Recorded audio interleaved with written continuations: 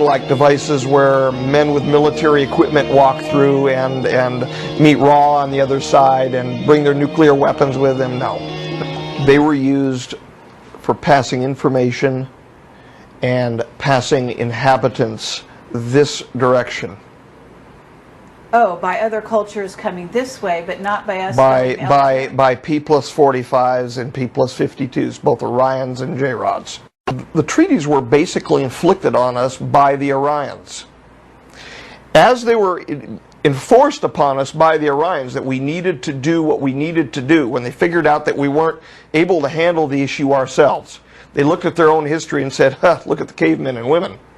Then I found out that because he had carried the attitude that the Magi were not closely watching anything which was like Neos or the near-Earth orbiting asteroids or anything like that. They weren't concerned about it at all. Well, then subsequently during a conversation, I found out that in fact they were. The information from her relative was in fact that they were aware that there would be an Islamic attack upon the United States as early, meaning they were aware as early as the mid-1990s that it would be coming sometime in the new millennium. Well, right on, smack on the beam. The Orions could trust us so much where they could hand us a cube and we misused it to the state that we misused it, where they then had to inflict a treaty system upon us. But the moon's not like, the most inhabitable planet. No, but it's the place that we're allowed to be right now. Okay. Do I sound like I'm weighing my words? That our emotions affect our state, our physical state. That our orientation to the energies which are available from the cosmos, if you will, affect the state of our DNA, affect the state of our health, and they are applying that as an experimental protocol, a rubric, if you will, to change the state of the people on board so that they can sample them for biological material. I have a question about the probabilities, Dan. The low probability... When you ask a question, I'm really serious. The low probability, according to what I understand, what you said earlier, is 19%. Is that still valid? Because that's still playing Russian roulette with one bullet in a barrel of 5. Is it not? And actually it's slightly worse than that. In all honesty, it's slightly worse than that because there's only an 85% confidence level to that 19%. So that doesn't quite sound like we can all relax. I don't think it's no, I don't think it's a question. I think we need to do the right things, and there was a correlation to the successful and unsuccessful outcomes, which involved the people of the world being united in purpose for survival and for care for our world. And that's the reason why we did this crazy thing. And it sounded crazy, it looked crazy, but we did it because it was the right thing to do. And I ended up having to send a team of people out canvassing the regular people of the world and handing flyers out stating that the time had arrived for us to pray for unity. And I would still encourage that seriously and sincerely. I lost people. I was in charge of a team, and some of them died as a result, well, a couple of them from accidents, and that can happen anywhere. But a couple of them were put to death for proselytizing. And so I bear that on my soul now. For put to death for proselytizing in a country where China. There was in fact 2 deaths in China, and we also lost some people in Saudi Arabia, and a couple other places.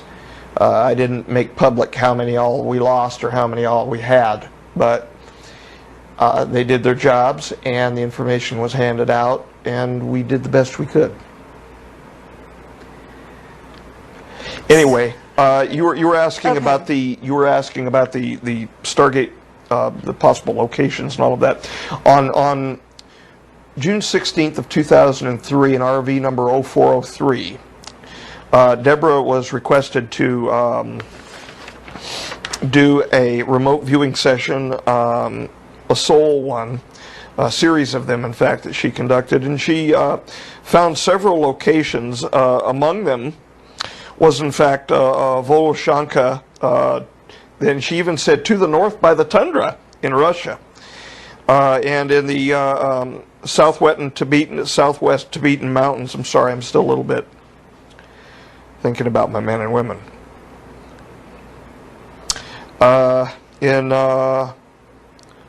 don't know how to pronounce this. Mosjoen, Mosjoen in Norway. And that was a big hullabaloo. There was one actually, the equipment was actually removed from there. So what you're Syria, saying, Turkey. You're saying she remote viewed the locations of the Stargate. In fact, she did. And the reason why I reacted to pull this out, in your question, number 9, it says how many LGs were there? How many man-made Stargates? Where are they? And you gave a list of possible countries. In that list, you mentioned Bulgaria. Right. Well, on the second page of it, she's got the Pirin Mountains in Bulgaria listed. So I just wanted to kind of let you know. Thank you. And a couple points in Egypt, and she didn't, in fact, in this one mention Iraq, because she was working separately for Iraq. On February the 4th of 2003, she did a special RV. Says, I came up with the following in my session. I saw a place 10 miles southeast of Baghdad. This, by the way, is a place where we ended up actually raiding and removing what they thought were rings for what they called weapons of mass destruction. Well, there were rings, all right, but it was a different kind of weapon of mass destruction. I pictured a big tree on the ground surface of this location. Now think about how Saddam was finally found. Yes. Behind the tree, there was a hole in the ground that had a piece of wood over it. I saw a man looking and feeling like Saddam have a guard lift the wood over the hole. Saddam then entered the hole and jumped into what looked like a platform at the top of a set of stairs. In remote viewing, I don't remote view, but in remote viewing, from everything I understand from her, time gets mixed up, overlaid, and sometimes off-shifted. Yes. And she clearly saw him in the spider hole. Mm-hmm. She also indicated that she found the work area down there, and in fact drew the work area, which they ended up finding the one gate in Iraq. Interesting stuff, huh? Yeah, absolutely. So we are kind of getting off the topic a little bit. That's good. Of Stargates and all that. Am I causing that? I'm sorry? So am I causing that? I hope not. We know that Kaela escaped through a Stargate. With your assistance. That was described in one of our last videos. Yeah. And E.T. went home. Yes, E.T. went home. Yep. And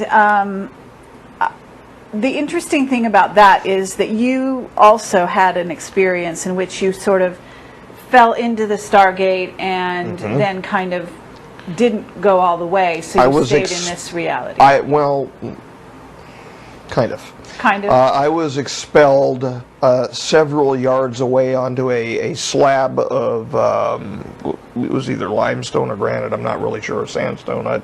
All I know is that it was hard when I landed on it. And it was on the other side of the tarpaulin over, the area was separated, human ET side, for the actual staging around the Stargate. It was the military operation. And I ended up on the other side of the barriers, which were like raised curtains, so that the people around the area who were actual inhabitants of the area couldn't see. And I landed on that, and I moaned or groaned or was wondering where I was, and was in fact then approached by men in guns who were very upset with me. But okay, but you saw the inside of a wormhole, right? Momentarily. Oh, I can't really say that. There was a gray curtain almost a misty type curtain, very similar to what I remember during the time that I was in a coma back in the 70s. And I saw certain things on the other side, but it was a flash, and that was about it, and nothing really remarkable to talk about. Okay, so you never went through, all the way through. I mean, I'm asking, did No, you, I was have you? No, I I know did you had not that end up, I do experience. not remember ending up anywhere else. Have you ever gone through a Stargate in your capacity? No, there are no rotating ring-like devices where men with military equipment walk through and meet Ra on the other side and bring their nuclear weapons with them. No. There are, yes, I'm being derogatory towards Serpo.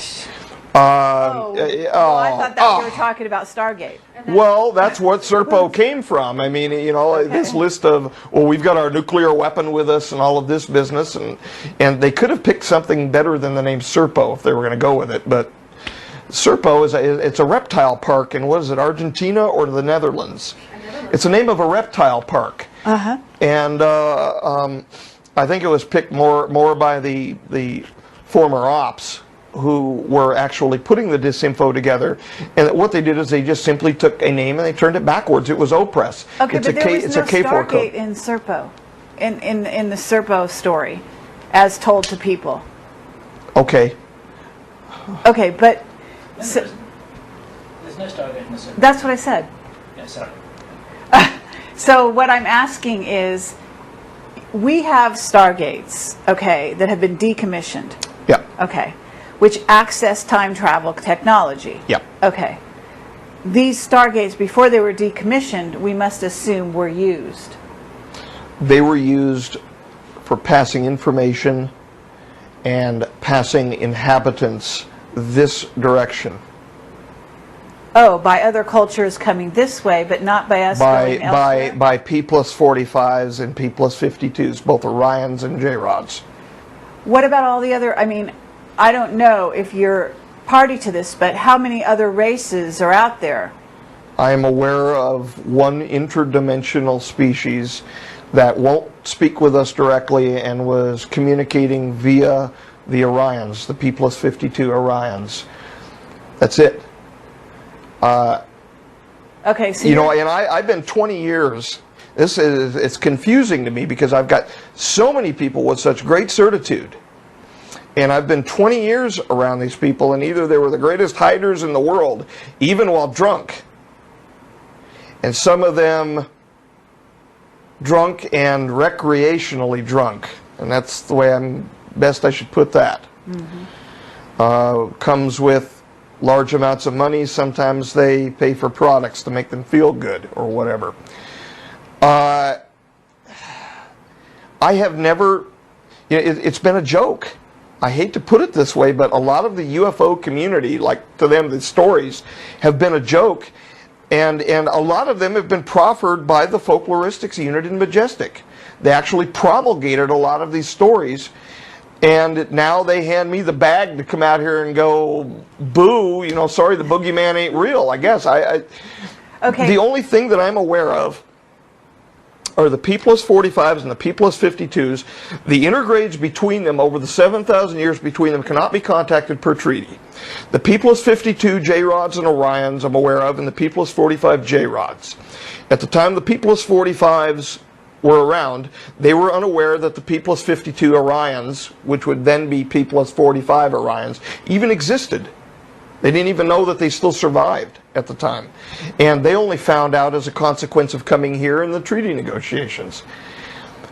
Okay, but what about you're telling me the Stargates were only used one way by... Used two ways, but one way by transport for delegates in. Okay. And that was only under extreme circumstances involving international uproar, where there were problems with the treaties. Aside from that, products were exchanged back and forth and information was exchanged. But it was deemed too dangerous to be handing people back and forth regularly. These things collapse, from what I understand, spontaneously. And if it collapses and you are not out one side or in the other, you're nowhere. Okay, so you're telling me that these people had such a conscience, they were not sacrificing Americans or other, or military people to test the Stargates? No. The treaties were basically inflicted on us by the Orions.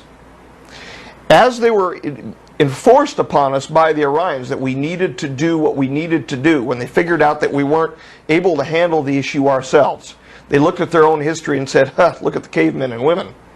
Okay? After we acted the way that we acted involving the cube and all of that business. They inflicted the treaty system on us. And they said, you will behave this way. We don't have the ability to just take a Stargate and to step through onto the other side without violating a treaty. They don't want us out there. We are dangerous to ourselves. Okay. So why would we not be dangerous to another culture? They are sure as hell not going to let us off this planet. Can I ask you? Just ask about Montauk and about Henry's experience. Well, yes, but I still, believe it or not, I still have not read about what Montauk is. And sitting here right now, I have zero clue what it even is. Okay, that's cool. What about the Philadelphia experiment? You're familiar with that? I'm familiar with the reports of the USS Eldridge. Okay. I'm familiar with the unified field theory testing that went on. In fact, the unified field theory testing did go on, but it made something which was, from what I understand, radar invisible, but not involving everything that I've heard all of these other movies about people going back to 1941 and prior to Pearl Harbor and all of this business, and walk through the time tunnel and all of this. The information that I've heard from the military sources, because I asked when I was in there, because I knew about the Philadelphia experiment from way back from hearing about it, that it was a legit experiment, that there was a legit experiment that went on, but it provided radar and visibility, and it was an early cloaking system, and it was electromagnetic cloaking. Okay. Now I'm wondering what. Certainly, Kyella gave you sort of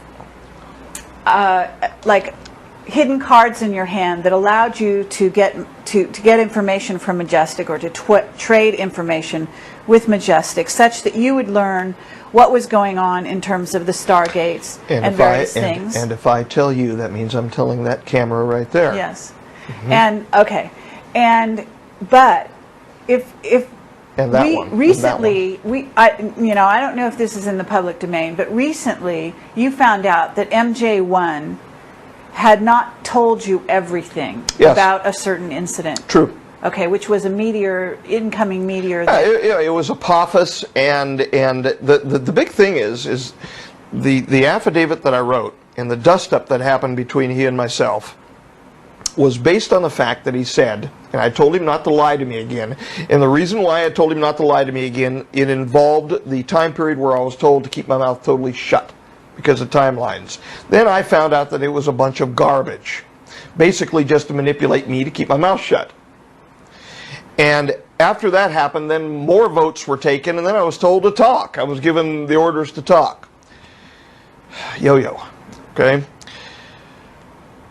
When that happened, I told him, don't lie to me anymore. Tell me it's none of your damn business if you have to. I can accept that better than being lied to. It's more honorable. Sure. He said fine. Then I found out that because he had carried the attitude that the Magi were not closely watching anything which was like Neos or the near-Earth orbiting asteroids or anything like that. They weren't concerned about it at all. Well, then subsequently during a conversation, I found out that in fact they were. This caused a mild dust-up, which was then heightened because of information from her relative.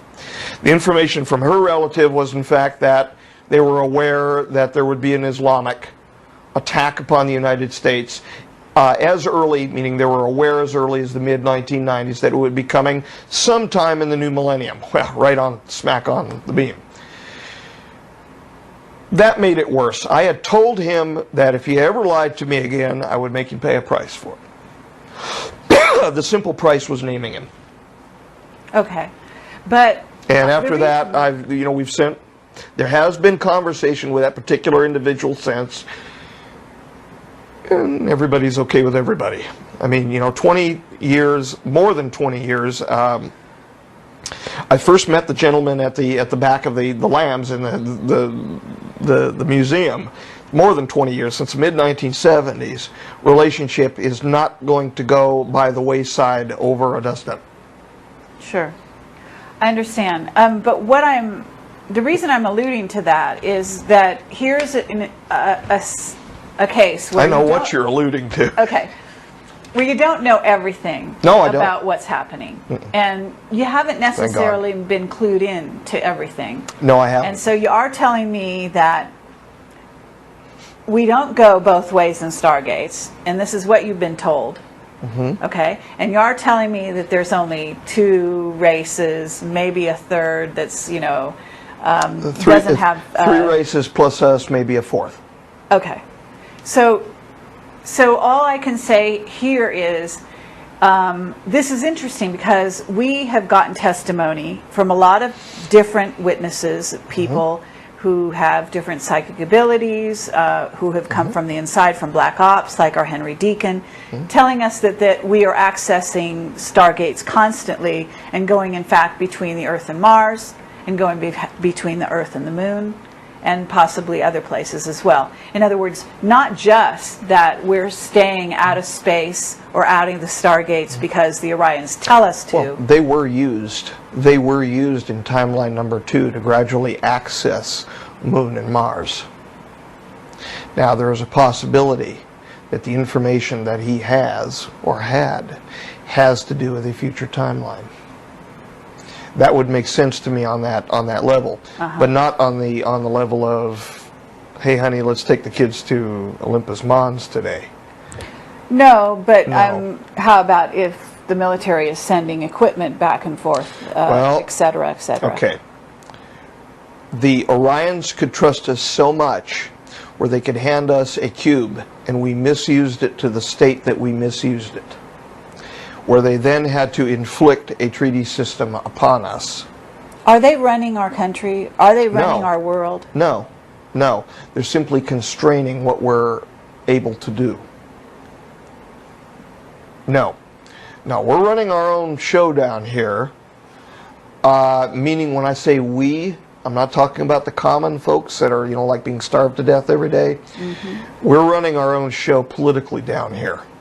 These statements about, well, these are mind-controlled this or that, automatons working for the ETs and the government. No. These are good-hearted and black-hearted people, both, all fighting each other to run the geopolitical scenario. That is an honest, assessment from what I've seen what's going on. But we are constrained as to what we are allowed to do. Meaning where we are allowed presently to off-world. I understand. Very nice, very nice. We placed our hands on our hips, and Underdog flew the American flag on the moon, and we showed ourselves so wonderful and all of that over the Soviets. But that doesn't mean that we're quite able at this point to go and camp out for too long. Okay, so now you're telling me why we're not theoretically, or we haven't gone back to the moon, at least overtly. We're busy, right? We're busy throwing sticks and stones at each other. And another reason why why we cannot go back there is part of the treaty system allows us to have a certain repository set somewhere on the moon, and that repository is presently there. Okay. And that is in case the T2 timeline should eventuate, or there should be a geological or a global catastrophe of like size. Okay, which is the arc, what you called the arc. Yeah. Okay, which, from what I understand, used to exist here on the planet. Well, in several pieces. Right. Okay, so they took it up to the moon somehow. Yeah, it was assembled. Went through the Stargate? No. That was going to, in fact, they were building equipment up north from here. And they ended up getting it about 3/4 of the way built. I actually told Bill Hamilton about this when we were walking on the Jeep Road out at Frenchman Mountain one night, and he says, Well, where's it going to go? I looked like that and kind of pointed up, and there the orb was heading. He says, ah. Okay, but you call it an ark. Is this something Well, that's that a nickname people, for it. But it sounds like it's going to save creatures. It's got genetic and tissue and other products. From us. Yeah. Okay, other creatures on the planet as well, animals, plants. Yes. A very good biodiversity, yes. I see. And it's sitting on the moon in case there's something very bad that happens down here. Is that the idea? Yes. Okay. From the moon, where does it go? It doesn't. Oh, really? But the moon's not like, the most inhabitable planet. No, but it's the place that we're allowed to be right now. Okay. Do I sound like I'm weighing my words? Yes. Okay, well, It's your job to ask the questions. It's my job to answer them as honestly and as truthfully as I am able while being honorable and beneficial. Okay. And we do thank you for that. Regardless of what other people think. There's a huge amount. I know the exact spot that the thing is setting there. All right? Yes. I know what it looks like. I know how many pieces there are. I was involved in looking at and assisting with the biospherics on Right. it. I know exactly where it sets. Mm-hmm. And what happens if I say exactly where it sets and something happens to it? Sure. I can't take that on my back. I understand. Go back to the 50s here for a second. An interesting thing happened. We were talking about the cube and all of that, and the meetings with Eisenhower and the Orions, the delegates. An interesting thing, and I'm just referring to this, of course, because it happens to reference from the intelligence community the appropriate event, albeit it was being said at the time during a different context. This is referencing a hearing of the Senate Select Committee on Intelligence, the nomination of Mike McConnell to be Director of National Intelligence, and this was at 2:30 p.m. Eastern Time on Thursday, February the 1st, 2007. And Mr. McConnell, the Honorable Vice Admiral, said the following, quote, Senator, some years ago, I think 50s, 60s, there was a battle in the community with regard to authorities for signals intelligence. Of course, signals intelligence communication, and people can read between the lines, I think. And decisions were taken finally to cause the director of the National Security Agency to have responsibility for signals intelligence, or SIGINT, as we refer to it, with regard to establishing priorities overseeing the technology, ensuring it's conducted in an appropriate way, the training standards are right, and investments are correct, and so on. I got a little report here, which was released on the 17th February of 2003. This was actually sent to me by Bill Hamilton, and it was written by a person named Matt Guza. I don't know who the person is, aside from Director IC USUFOIC. And he reports the following. Aquarius background. Aquarius and other information. Says Aquarius findings briefly described below, because it was being, for some reason, Project Aquarius was being looked at very closely at the time. Number one, from what we have found, we believe that it started in 1953 alongside of the Project Blue Book ordeal. Now 53, let's think, what happened in 53? This is pretty much around the same time, general time frame as the Eisenhower thing, within a year. 53 was also the time when a certain craft dumped in Arizona, as I recall, right near Kingman, involving two P+45J rods and a P+52. The P45 was the one met by Bill Uhouse, And of course, the P-45 was the P-52. I had the great honor. But the theory on the drawing board at this time is that it started as an USAF black project and was overtaken by the intelligence community due to the content and the secrecy. From investigating the past interest of the USAF and UFOs, it seems that the USAF weighed their investigation too much on non-scientific data. This would explain the need for the intelligence community investigation. So we can read between the lines here. Herein, after finding and seeing this, or due to other issues, the intelligence community took Aquarius out of the hands of the USAF. Isn't it funny how these two things coordinate with one another? Well, what do you? Okay, what are you trying to say? Are you trying to say that that there was an obvious illusion? There was an obvious allusion here in the testimony to the Honorable Vice Admiral McConnell, right, to situations which were going on during the 1950s involving the present relationship between we and the extraterrestrial species. Yeah. Okay. There seems to be a rather direct correlation here. And then the fact that later on during the intelligence community interview of Mr. McConnell, there was even an allusion to same time period. Well, to timeline changes. Senator Rockefeller. This gives my heart good saying his name.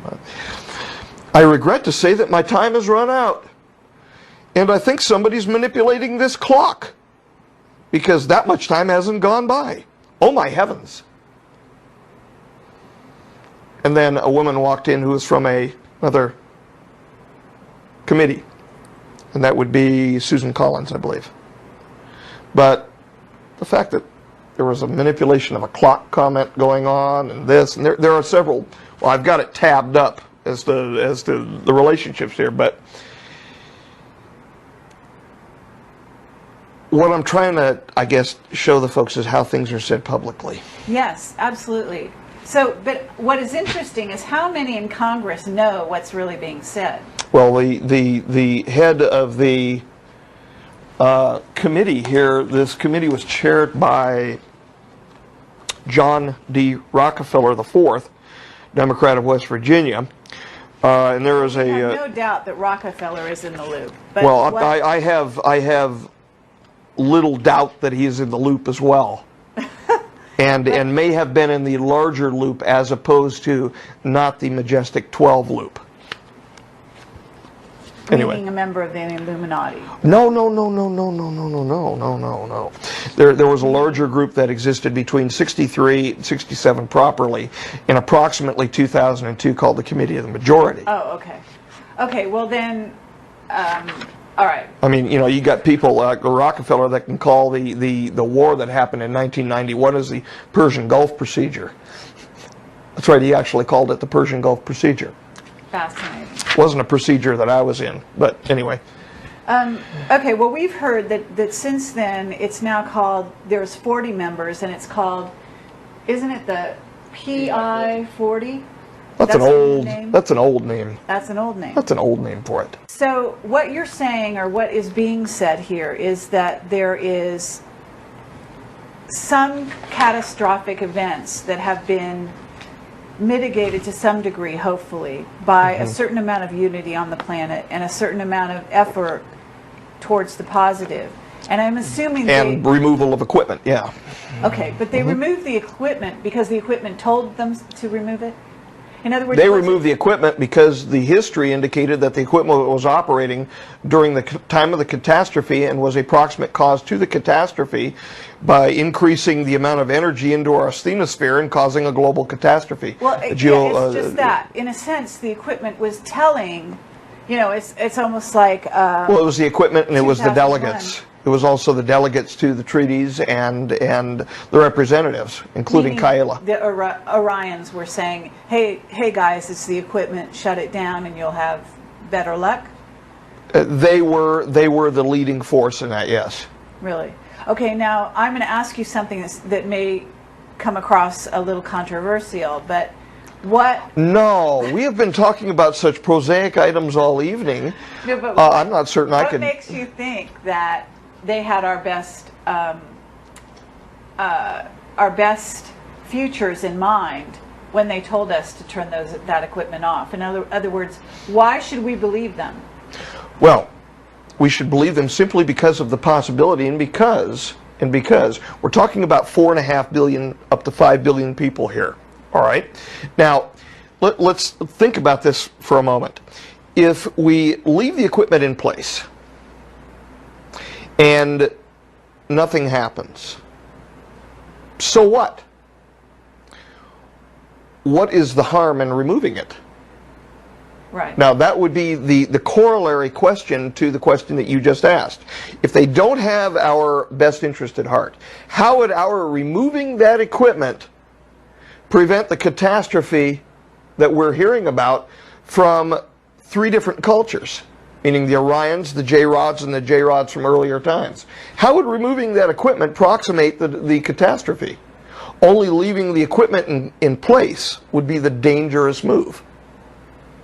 So there's no harm in unloading a gun, but there is a possible harm in having it loaded.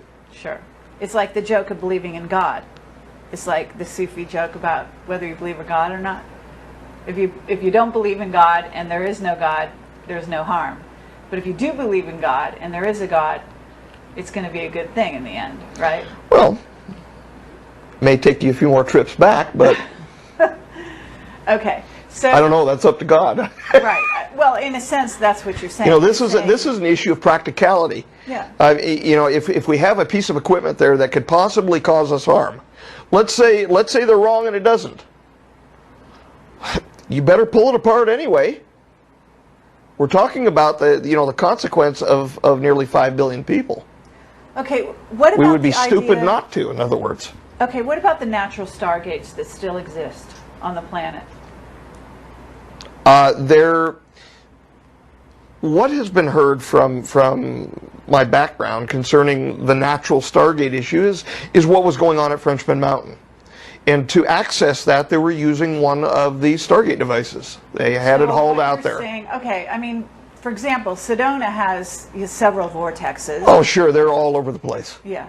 And there are several natural vortexes, just to create, even a cyclone or a hurricane creates a sort of a vortex. Sure. Okay? Sure. Through which certain races can travel in their ships, it is said. Okay? Okay. Do you have anything to say about that? No. Okay. Those are natural stargates. Oh, the meaning a portal which does not require hardware? Sure. Oh. I don't know. Okay. I don't know. Well, I guess I could probably make some sort of a comment relative Lotus. There's a possibility that the portals that we're seeing during Project Lotus may be micro wormholes, and certainly, at least information is being carried through those portals from somewhere to here, and it's causing an effect in the environment. Now, we're assessing presently to see whether or not they are naturally produced. And in August, owing to certain circumstances, we're planning on running tests out at Frenchman Mountain to determine whether or not it is a natural phenomenon. Possibly. Okay. I mean, you could say that a travel in time could be a warp produced by a gravimetric device of a craft. You can move large distances in little to no time. So I'm not certain what the difference is, physically or mathematically, between that and what is being called an Einstein-Rosen bridge. You would need a physicist for that. I'm used to working on cells. Right. But, and in a sense, if Lotus is creating some kind of Stargate effect, well, that's wonderful. Micro wormhole. That's wonderful if it is. It is wonderful, but in a sense, you might also have to let go of Lotus in that sense if it is going to impact. Oh, I have. I have. In fact, but for more tangible reasons. We brought the fine art of producing these portals for demonstration up to a science. We knew exactly what to do, know exactly what to do to propagate them with nearly 100% efficiency. They range in size, thus far that we've seen, between about 0.02 millimeters, so about 20 microns, to up to a millimeter. When we produce them now in the field, they're approximately a millimeter in diameter. And that's putting a heck of a lot of energy in, 50 times more energy than what we would do through the microscope. But we brought it to the point where it was a beautiful thing, where I could hook the right optics train on the scope, propagate with the use of a laser and electricity, and turn them on immediately on the surface of a silicate. And then we started getting things coming through on this end, or at least results in the medium around the crystal or around the silicate material that we were using, which were not normal. Cells of anomalous origin, self-organizing cells, which appeared to be organizing in one case. We did a variant of the ancient Lazzaro-Spallanzani experiment, historic experiment concerning beef broth, and to rule out spontaneous generation.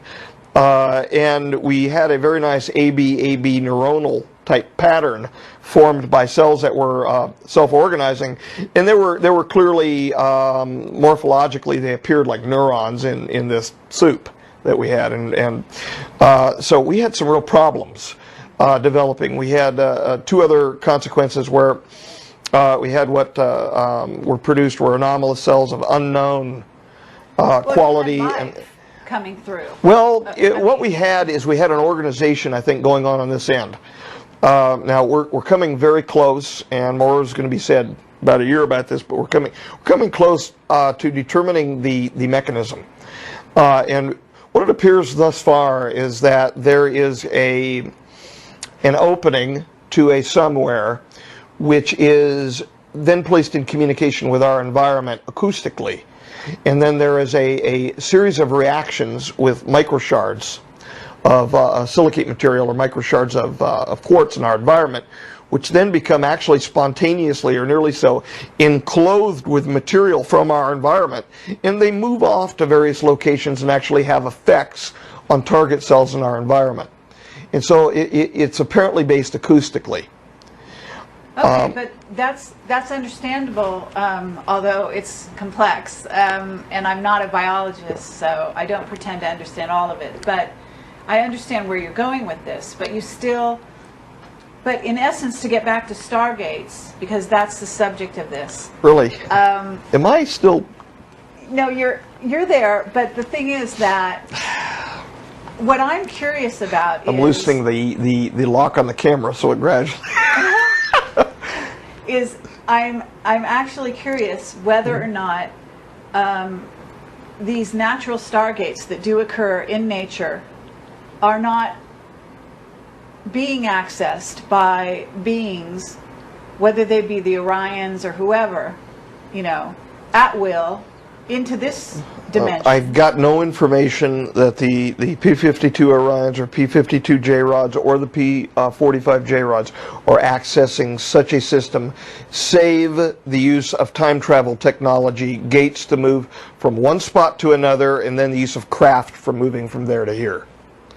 Meaning from a spot in reticulum, for instance, to a place in the Aquarius system, Gliese, or however it's properly said, and then, which is the origin of, from what I understand, of Project Aquarius itself, because they were known to be coming from that direction, and that is, I believe, in the Aquarius constellation. But because they're not they use craft then to move from there to here, but they're using a gravimetric technology to warp time-space. So I suppose that could be the same use, but I don't think it's a situation kind of like you walk out into a wilderness and you see a whole parade of people coming through a Stargate with, 4 heads and 16 eyes and things like that. What about a whole parade of crafts? I don't know. Okay. It's the best answer I can give. Most honest one I can give. I don't know. I have not, in 20 years of history, of history with Majestic, heard of anything like that from them, meaning as part of either a treaty system or an ongoing operation. However, I've also heard reports of craft being seen in the sky. I've seen craft in the sky, which I was not, directly involved, like the Mayboyer Park incident in '73. I've seen what I believe. Well, I have to say lights in the sky.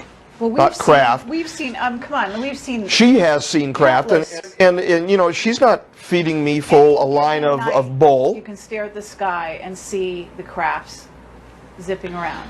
Well, there are meteors too, and there are also experimental aircraft of various types. There are also back-engineered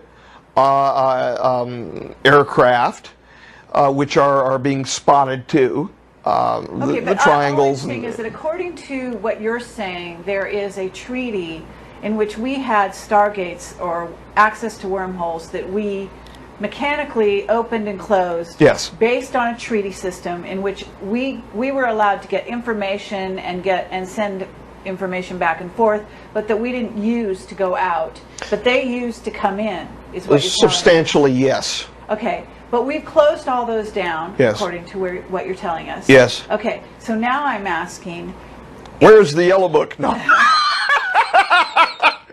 No. But there are natural stargates out there that they can use anytime they want. So they no longer have use of our stargates. So it's in a sense of a treaty. Well, they have access anywhere. Okay, anytime. if they do, let's posit if they do for a moment. The ones that we have to be concerned about would be the P-45s. Okay. Because they are looking to justify their own history. They would be very happy, aside from being paid off constantly, they would be very happy to see their own history justified. How are they paid off? They're paid off with technology, with assistance. In the past, they were paid off with a certain number of abductions per year. What would they do to those people? Aside from a longitudinal genetic drift study, that's enough.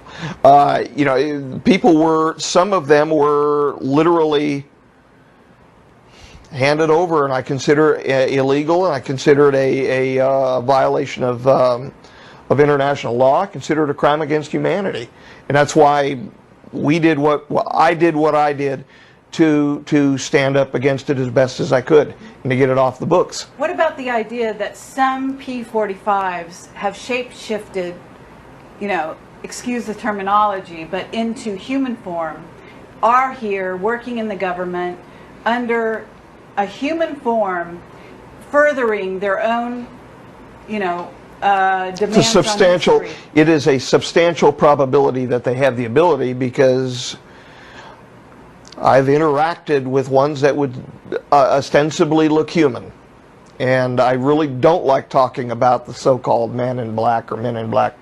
Right, but I understand when you talk phenomenon. about the men in black, those were people that are beings that, and you went in our last discussion into quite a description of that kind of being. But I'm talking about somebody who is acting like you and me, looking like you and me, absolutely undetectable. No.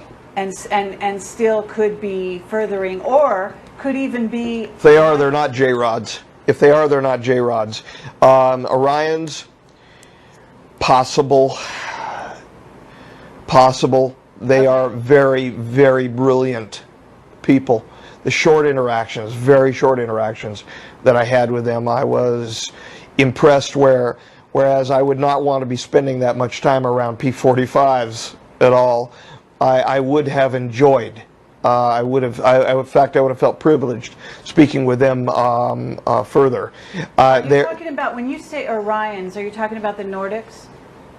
I think that's how they're usually they've been called talls or tall. Yeah, but I mean, they're camera's sake. essentially you know, the anthropomorphic, very tall human beings with blonde hair, very large eyes, very blue, pretty eyes, larger than our eyes as in ratio to cranium size.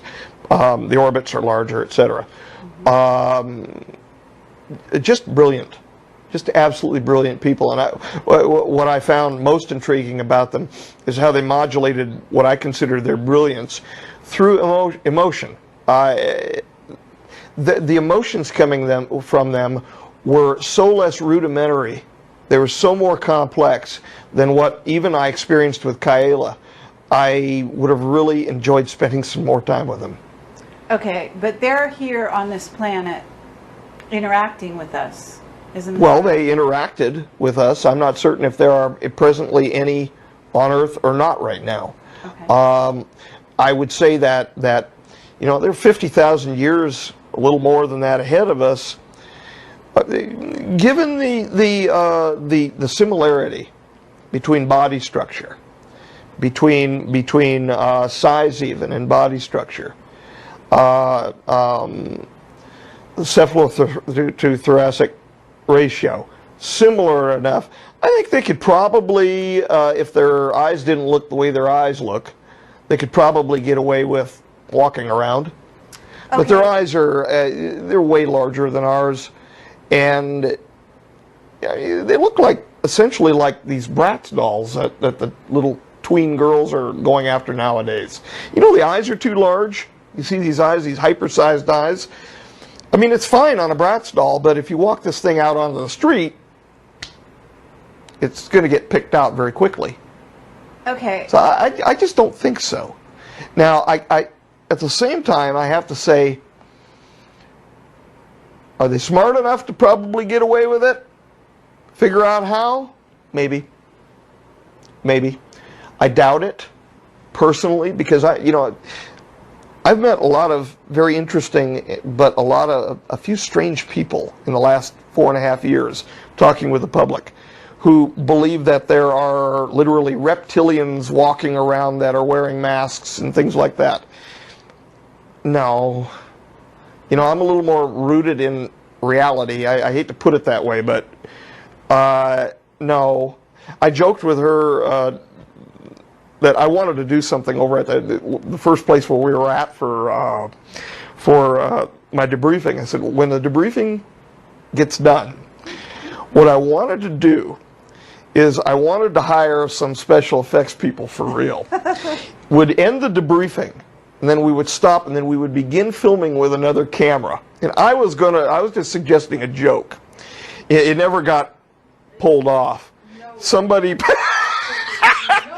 What I was going to do is have a special effects person work me up with my face over the top of a reptilian face, and I was going to rip it off and go, God, I'm tired of these human masks.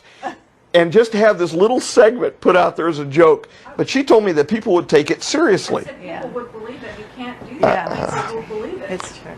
I don't know. I've got a strange sense of humor, I guess.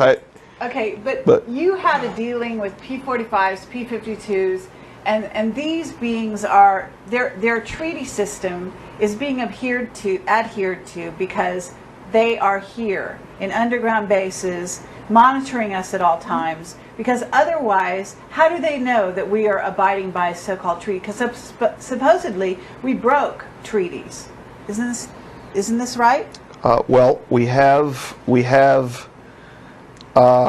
strained. We have strained the treaty system more than once. So have the P-45s. Right. So we have in fact come into conflict with one another at certain times. These conflicts have been amicably resolved. And we are presently in an amicable state with one another. We're not the only ones with the looking glass technology that can look into other timelines. In other words, they have the equipment too. Sure.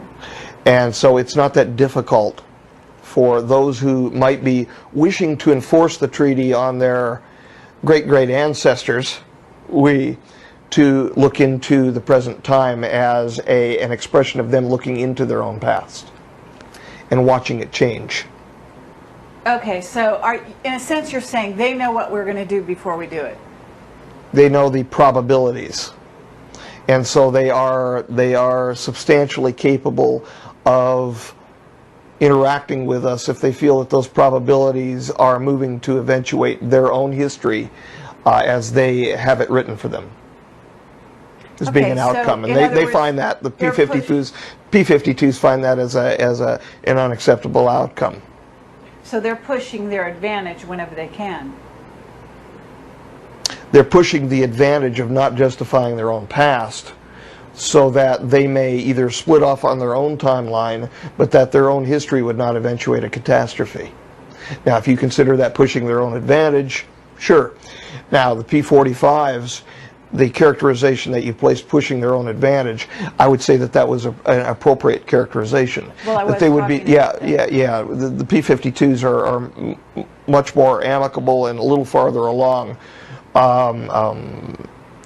I just say that they're a little more spiritually adept, the P-52 Orions, certainly more than the P-45 J-Rods. They're extremely mechanical, very, very logical, yet ruthless. Extremely. You're speaking of the P-45? Yeah, they have no problem picking up somebody like me out of the middle of a park and shoving a probe up his wazoo to test him, yeah. Yeah, they've got no problem with that at all. I have, however, a substantial problem with that, and I think other folks who have been largely abducted, not everybody, but a fair number of them also have a problem with that. Okay, what about the idea that we have somebody, Jim Sparks, I don't know if you know who he is. He's written a book called The Keepers recently. I'm aware of Jim Sparks, as he is the personal friend of a couple of folks with whom we became close acquaintances. Okay. So he's telling us that he has conscious recall of his abduction experiences, and that groups of people were abducted by what sounds like P-45s because they have real issues with control. And put in front Boy, of that was said nicely. and put in front of computer screens and shown, scenes of the Earth. First a beautiful Earth and potentially, fantastic futures, and then shown the opposite of that, so that what would be generated in these people is a love of the planet and a desire to make it a better place. And also there is an aim to this. They are aware that our emotions affect our state, our physical state, that our orientation to the energies which are available from the cosmos, if you will, affect the state of our DNA, affect the state of our health, and they are applying that as an experimental protocol, a rubric, if you will, to change the state of the people on board so that they can sample them for biological material. The fact of what we take away from it is aside the point. That is just whatever we take away, and then it's our take on it, and then a person, an experiencer, if you will, then goes off into our world and says how he or she feels about the experiment, or about what they were subjected to, or about what they were shown. But there's a cold, hard, cruel reality involved here that we are being picked up for biological material as an experimental protocol. Okay, meaning what these people that are being abducted are doing is providing, DNA, providing eggs and sperms so that they can, experiment or create their own future beings? What they're trying to do is they're trying to ameliorate their own neuropathology, which is already starting and is becoming an issue within their populace at their timeline concerning reproduction. But how As many a- people do they need to figure that out? Well, as many as what they wanted to take until they get the answer figured out, and they really don't care because it's the old proposition of the anthill along the side of the road in Africa. You know, we are to them, from their perspective, the ants on the anthill, and how would we feel about stepping on 1 or 2 ants or a few million ants out of an anthill? It may cause a few people with, I consider, higher intelligence, some moral problems just stepping on them, but, you know, how much would we really care about that? They feel that way about us. They want to use us as biological material, watch us get destroyed to justify their own background, their own history, and at the same time take the biological material from us and solve their own personal present problems. Okay, but how are we fighting them? What do you mean? In other words, you've just told me they have a tremendous amount of control. They're abducting huge number of people and they're continuing their experiments. Well, they have. The numbers who are being abducted now are not treaty related. In other words, there is nobody being taken presently. 0 authorized by treaty. I can't stop them from taking people out of their beds at night, but I did influence the other. Is it rolling? I'm rolling. Yep. Because H.G. Wells, the epilogue in his Time Machine, I read the Time Machine by H.G. Wells. I keep this on my desk. Okay. It says, one cannot choose but to wonder, will he ever return? It may be that he swept back into the past and fell among the blood-drinking, hairy savages of the age of unpolished stone, into the abyss of the Cretaceous Sea, or among the grotesque saurians, the huge reptilian brutes of the Jurassic times. He may even now, if I may use the phrase, be wandering on some plesiosaurus-haunted oolitic coral reef, or beside the lonely saline links of the Triassic Age?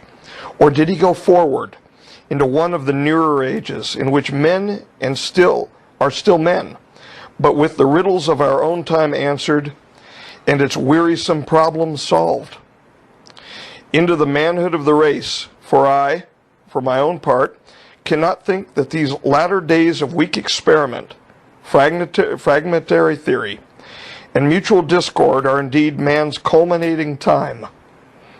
I say for my own part, he I know, for the question had been discussed among us long before the time machine was made, thought but cheerlessly of the advancement of mankind and saw in the growing pile of civilization only a foolish heaping that must inevitably fall back upon and destroy its makers in the end.